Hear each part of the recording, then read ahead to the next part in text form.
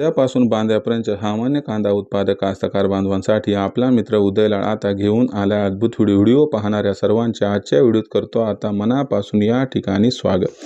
मित्रांनो, सर्वांनी थंबनेल पाहितलं आणि सर्वांनी टायटल वाचलं। सामान्य कांदा उत्पादक कास्तकार बांधवांच्या मनातील सध्याच्या कंडिशनचा हा लाख मोलाचा सवाल की जुलै महिन्यात आता देशांतर्गत बाजारामध्ये जास्तीत जास्त किती वाढणार, या ठिकाणी कांद्याचा बाजारभाव।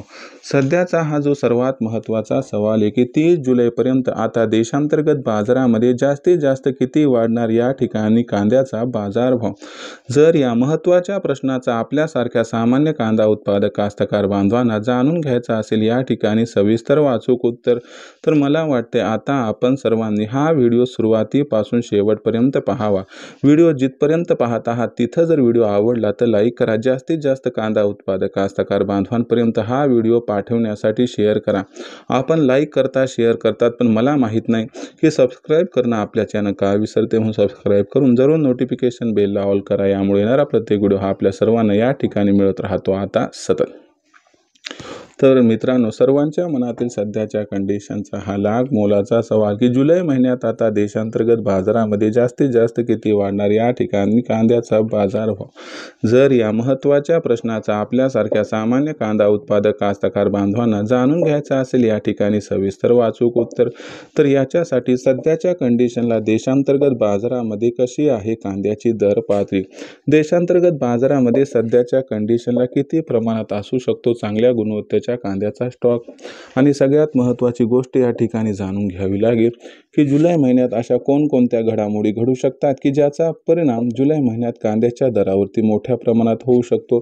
चला तर मग या सर्व प्रश्नांची उत्तर घेत आपण जुलै महिन्याच्या अखेरीपर्यंत कांद्याचा बाजारभाव कुठपर्यंत जाऊ शकतो या प्रश्नाचं जाणून घेऊयात आता सविस्तर आणि अचूक उत्तर। जर आपण सर्वांनी बघितलं तर देशांतर्गत बाजारामध्ये सध्याच्या कंडिशनला कांद्याचा बाजारभाव हा आपल्याला चांगल्या गुणवत्तेच्या कांद्याचा विचार केला तर जवळपास 1600 ते 2000 रुपये प्रति क्विंटलच्या दरम्यान दिसत आहे। यंदाच्या वर्षी देशामध्ये चांगल्या गुणवत्तेचा कांदा हा कमी असण्याची शक्यता आहे, यामुळे कांद्याचा शिल्लक साठा सुद्धा अत्यल्प असू शकतो। दुसरीकडे आपण जर बघितलं तर इराण-इस्रायल युद्धामुळे तेलाचे बाजारभाव भडकले आहेत, हे आणखीन वाढू शकतात, यामुळे वाहतुकीचा खर्च वाढू शकतो आणि आपोआप याच्यामुळे बाजारभाव सुद्धा तेजी पकडताना दिसू शकतात। त्याच्यानंतर जर आपण या ठिकाणी विचार केला की हे एक कारण आहे, शिवाय भारताची सर्वात जास्त निर्यात ही बांगलादेशला होते। एकूण निर्यातीच्या 33% भारत हा बांगलादेशला करत असतो आणि बांगलादेश हा जुलै महिन्यापासून कांदा खरेदी सुरू करण्याच्या तयारी दिसत आहे।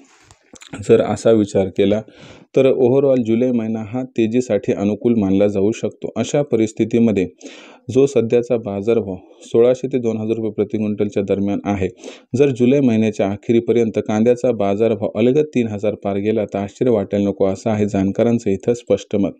अशा परिस्थितीत कांदा विक्रीचा निर्णय घेणाऱ्या सामान्य कांदा उत्पादक कास्तकार बांधवांना एकच सल्ला आहे की भविष्य अत्यंत उज्ज्वल असल्यामुळे घाई गडबडीत कांदा विक्री करू नका, अन्यथा आपण त्या ठिकाणी पश्चातापात पडू शकाल। तर ही होती कांद्याच्या बाजारभावाबाबतीत आपल्या सर्वात महत्त्वाच्या प्रश्नाची उत्तरावळी की ज्याच्यात आपण बघितलं की जुलैच्या एंडपर्यंत कांदा बाजारभाव 3000ला अलगद क्रॉस करू शकतात। अशा परिस्थितीमध्ये विक्रीचा निर्णय कधी आणि कसा घ्यावा याबद्दल अधिक माहिती जाणून घेण्यासाठी पाहत रहा आवडतं यूट्यूब चॅनल माझी शेती। भविष्यात देशांतर्गत बाजारामध्ये कांद्याचे दर कसे राहतील हे सुद्धा आपल्याला माझी शेतीच्या नवनवीन व्हिडिओच्या माध्यमातून बघाव्यास मिळत राहील। व्हिडिओ आवडला असेल लाईक करा, कांदा उत्पादक कास्तकार बांधवापर्यंत पाठवण्यासाठी शेअर करा, सबस्क्राईब करून नोटिफिकेशन बेलला ऑल करा। यामुळे प्रत्येक व्हिडिओ आपणास मिळत राहतो या ठिकाणी सतत। मित्रांनो, अशाच एका नवीन व्हिडिओचा आपला मित्र उदयलाल आपल्या सर्वांना आवडतं यूट्यूब चॅनल माझी शेती व सातत्याने मिळत राहील। तोपर्यंत सर्व कांदा उत्पादक कास्तकार बांधवांच्या आजच्या व्हिडिओत मी उदयलाल मनापासून मानतो। खूप खूप आभार।